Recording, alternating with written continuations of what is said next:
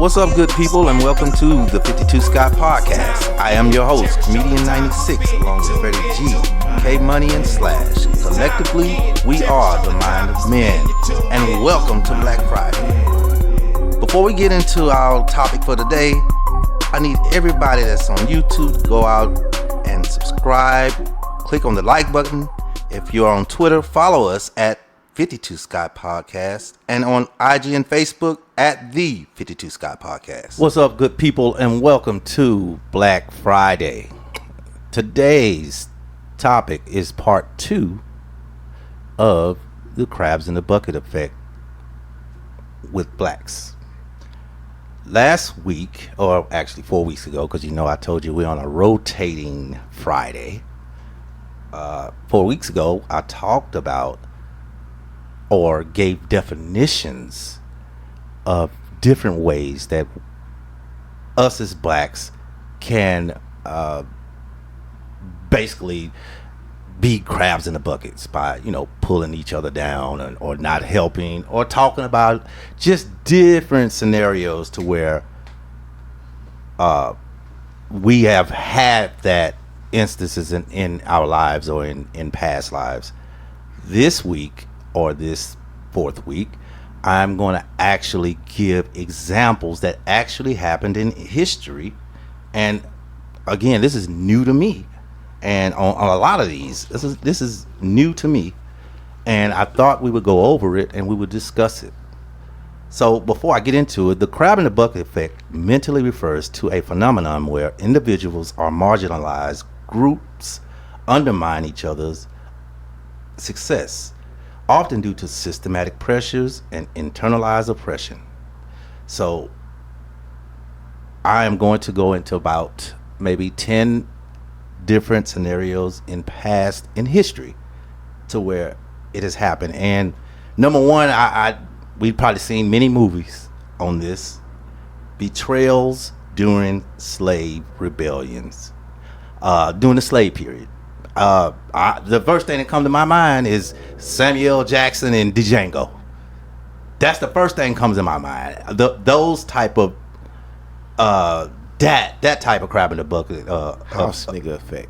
Yes. House nigga. House. That's what it's called. That's what he was. He's a house nigga. In that movie. Yeah, exactly. Django, he was a house nigga. Yeah, not Django, but I don't know Samuel Jackson. Samuel Jackson and Django was a house nigga. Well, I wouldn't put that on Django. I think Django was trying to get to where it was an agreement with them. He just trying to get to where he had a mission. He was trying to go get his wife.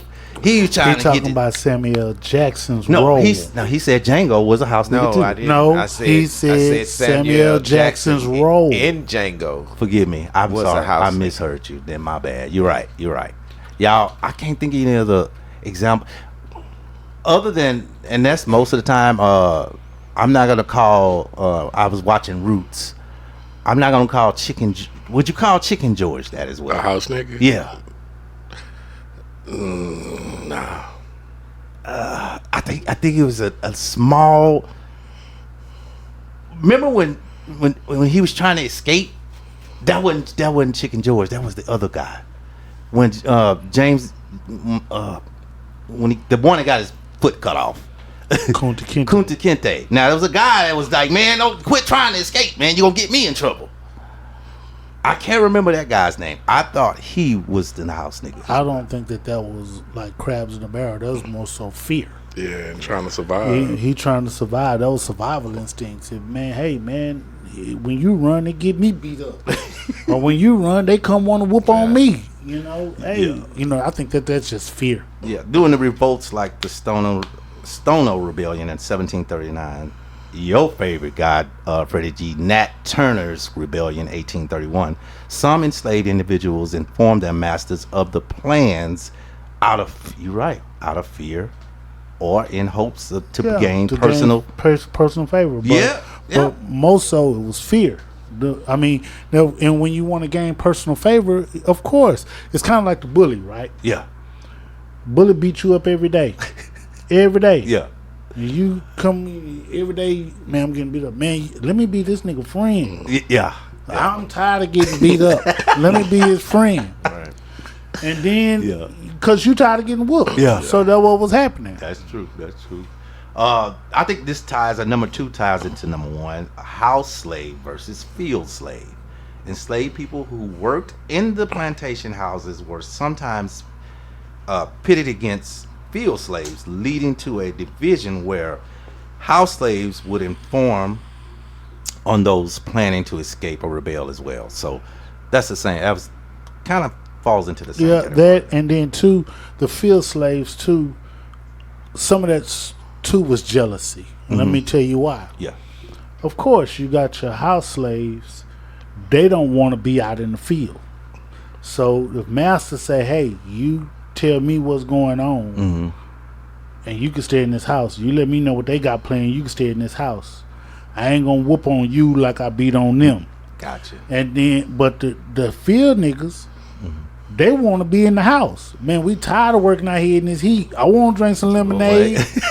I want to be up in the house Tired too. of getting their ass Yeah. beat. So it's some jealousy on the field niggas. So the field niggas gonna be like, "Oh, these old house ass niggas be telling this shit." Yeah. But the truth of the matter is, man, fear ruled it all. Yeah. It was all revolving around fear. And if the shoe was on the other foot, unless you was a Nat Turner type dude, Yeah. which is my guy, Yeah. if the shoe was on the other foot, some of them field niggas, if they was able to go in the house, they'll be doing what them house niggas was doing. They'll be telling too. They'll be telling too. You ain't lying, especially back in them days. This is the one you probably have to break this one down. You're more, I ain't gonna say patriotic because we all patriotic. You're more in tune to this. A black loyalist versus a black patriot, the American Revolution. So they said some free and enslaved black people sided with the British, while others supported the American Revolution. This divide sometimes led to betrayals as different factions sought favor in white authorities. Again, a lot of that had to do with fear. And there's a lot of people on the British side. That's why they talk like different. That's why they look at us a certain way, you know. So a lot of that has to do with fear too. You know, somebody look at it this way. It's all about your beliefs. Right. I believe that this side is gonna help me better than this side. That's all. True that. Now we can get into some names. They're starting to name. Now they snitching. AI snitching. Frederick Douglass and his detractors. As Douglass gained prominence as abolitionist. That's the word I'm looking for. Some black leaders criticized him out of jealousy or differing philosophies, undermining his influence rather than working together against slavery. So that's, again, that would fall under the fear factor, right? No, I don't think that, dude. I disagree with that. I just disagree with it. Not to get all into to it, but I disagree with that. Reread that if you don't mind, Comedian 96. Really? You want me to say a Frederick Douglass. yeah. So Frederick Douglass and his detractors. And as Douglass gained prominence as an abolitionist, some black leaders criticized him out of jealousy or differing philosophies, undermining his influence rather than working together against slavery. Sometimes, man, we can be. I'm sorry, K Money. No, go ahead. Sometimes, man, we can be programmed, and we're not. We don't understand that we're being programmed. I believe And that. you're starting to think like the Caucasians would want you to think. Mm-hmm. And so, anytime somebody thinks differently than another person, there's going to always be some sort of friction there. There's going to always be something there. Be like, man, why does dude think like this? Or why you think like that? Because they programmed to think a certain way. That's why it's important to put a lot of context behind the way that you're thinking and why you're saying what you're saying. So I can see where a lot of blacks had issues with Frederick Douglass and the way that he thinks and how he moves.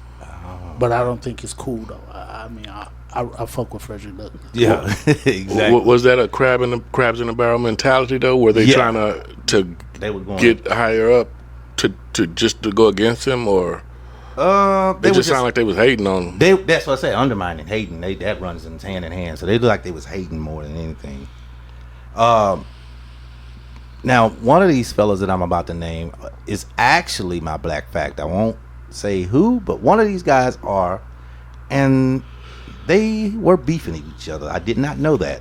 Booker T. Washington and W.E.B. Du Bois. Washington promoted economic self-sufficiency and accommodation with white society, while Du Bois pushed for political activism. Washington's supporters sometimes worked against Du Bois, fearing his radical stance would hurt black progress. So Washington did not like the way Du Bois thought. What y'all did y'all know anything about that? No, I didn't know they. No, I had no knowledge. That's what I said. I didn't know about it, but again, I can see how they both are great men. Mm-hmm. But I can see how sometimes, man, if you think differently, you kind of got to go against the grain a little bit. When it's been embedded in you a certain kind of way, you don't want to ruffle no feathers, man. It's hard. Look at it this way. Yeah. Martin Luther King, Malcolm X. Man, I was just finna say that. God damn. Martin Luther King, Malcolm X. You finna trip out. Keep going. That's all you gotta say. And so we all know the famous quote. Yeah. By any means necessary. Yeah. We know that famous quote, right? But you know, Martin was more like, let's just get along. Right. We don't want to fight. Non-violent. We don't want no violence. We don't want to fight. Where Malcolm I'm paraphrasing in all of this. Where Malcolm is more so of like, no, they beating the shit out of us. We need to be beating the shit out of them back. You know, they want to come with violence. We need to meet them with violence. Malcolm was more tit for tat. Yeah, you know that Martin. You know that. Hey, we've been silent. We've been silent, protesting, marching, and all we get is bruises and beats upside the head. Yeah. You know, now both of them had a point. And not to get sidetracked No. W.E.B. Du Bois and keep going. Washington, but both of them had a point, and both of them had an agenda. But at the end of the day, man, it's gonna always be some friction when people don't think the same. That's true. All right, this next one. The reason why I told you to keep going is because it's really interesting. You talked about Malcolm X. In history, around his time, is there anyone that reminded you of Malcolm X? Anybody in the top of your head? Think about it. They name begin with an M too. You say in history? Yeah. Is anybody remind you of Malcolm X? The name begins with an M. Marcus Garvey. All right. So this next one, and it makes sense what you just said. He was not against, but Martin Luther King and Malcolm kind of thought differently, right? So they have here Marcus Garvey versus the NAACP and W.E.B. Du Bois, which is interesting. The NAACP and other black leaders harshly criticized Garvey's Back to Africa movement. Some, including Du Bois, reportedly worked with the U.S. government to discredit and deport Garvey rather than uniting against systematic racism. We've been beefing for a long period of time, y'all. Yeah, and again, it's still the same. It's the same thing. They both had a point. One wanted to go back to Africa, and the reason I'm assuming that one wanted to go back to Africa is, hey, look how they treating us here. We're all jacked up here. This ain't our country anyway. They brought us over here. Yeah, we're not from here. Exactly. And the other was like, no, and I'm paraphrasing. We're here. We're going to get the rights here. We've built this. So we're going to be here. And no, we stand here. So, I mean, two things can be right. Yeah. Now, this is one, this is over my head. And I actually had never even heard of this. The Harlem Renaissance conflicts. intellectuals and artists sometimes undermine each other, with some accusing others of pandering to white audiences rather than uplifting the black community authentically. That happens right today. That happens, but I don't know anything about the Harlem Renaissance conflicts. I'm assuming that's got to do with art or something. I don't know. Let's go ahead and skip to number 8. Now we're gonna talk about this one. Number 8, the civil rights movement and black conservatives. We'll be on this one all night, messing with y'all three. Figures like Martin Luther King Jr. and Malcolm X, like you just said, Freddie G, opposed not just by white authorities, but also by black conservatives who feared that activism would disrupt the status quo and make life harder for the black middle class. That sound like Trump. You know, you just said it. You say fear. Yeah. There was fear. They want to they don't want to buck. They don't want to, they just want to stay right where it is. Hey, we got this. We're not enslaved anymore. So, I'm cool with it being like this here. But it seemed like it seemed like it was more based on when it's pointing to middle class, black middle class. It seems more political now because you're actually focusing on one sector of people, which is the middle class. Well, here it is political. And check it out. Mm-hmm. You got blacks that didn't want to upset the apple cart, right? And didn't want to make any waves. Mm-hmm. Where you had some others that wanted to be included. Mm-hmm. So it was political because we're talking about before 1964. You blacks that didn't want to upset the apple cart, you didn't have any civil rights. True. So you was cool with not having any civil rights. You just didn't want to, don't want to make no waves or whatever. Uh-huh. No. There's other blacks now, we want civil rights, we want more, we want more, we want more. So it's fear. Now this one, I think we all gonna speak on this one. They just named it differently, but when I read it, you're gonna be like, wait a minute, that's happening today. So it's called COINTELPRO and Black Informants. I knew you was gonna look up. I looked this last. I knew it. I said he gonna look right directly at me. So it sounds like somebody snitching. Yep, it is. So the FBI's COINTELPRO, that's the name of the program, the COINTELPRO program infiltrated groups like the Black Panthers using black informants, leading to assassinations, arrests, infighting that weakened the movement. That's how Fred Hammond died. For real? Yeah, it was I think a lot of people, I'm thinking Malcolm died that way.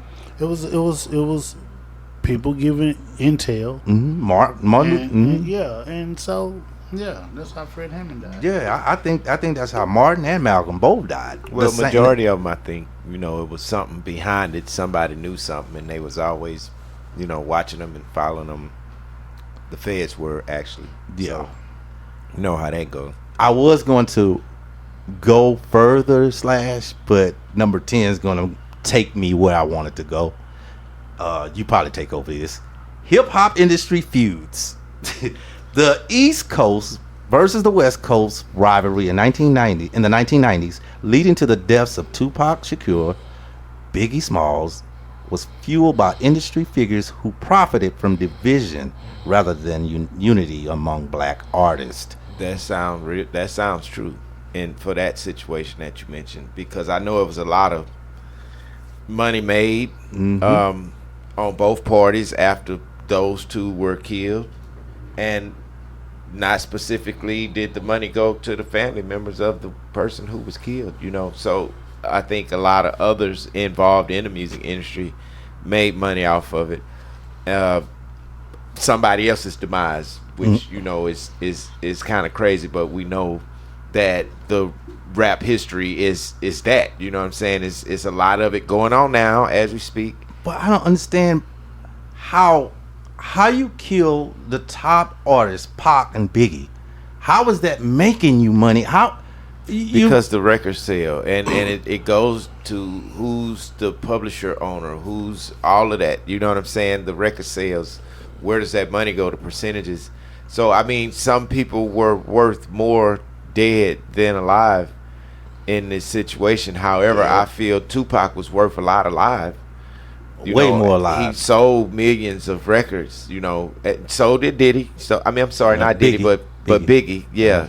So both of them, I think, you know, were exceptions to the rule. I guess, you know, they should have never been mixed up in what they was mixed up in. Yeah. But I do think that it was some sort of hip hop Illuminati type thing situation. I say the same about thing. money. But then at the same time, I also say, I don't know if you probably heard this before, and I'm talking about actual artwork, paintings and stuff like that. You know, they always say the artist doesn't become popular or rich until they die. Yeah. And Pac and Biggie were both artists, but they was music artists. Right. So pretty much the same. That makes perfect sense that they got more money because they released a lot of albums and they've been gone. Not a lot. They released a few albums and they've been gone. So let me ask you: you don't think Tupac's actions caused some of that stuff? Man, he done worse. Yes, I do. But normally it just take a ass whooping, not really a killing, because he ain't killed nobody. He's mostly fighting. What if he said on records, "I'm gonna kill you"? Oh, then. I guess that would be the start of what they call it, drill rap. Then, if he doing all that, can we say he was the start of drill rap? Can we say that? If he said that on his album, can we say he's the start of drill rap? If he gonna kill somebody or something? I don't know, because there's other people done that before, that said it before Pac. You know what I'm saying? Pac wasn't the first person to do that. Yeah. So the Ghetto Boys was saying it.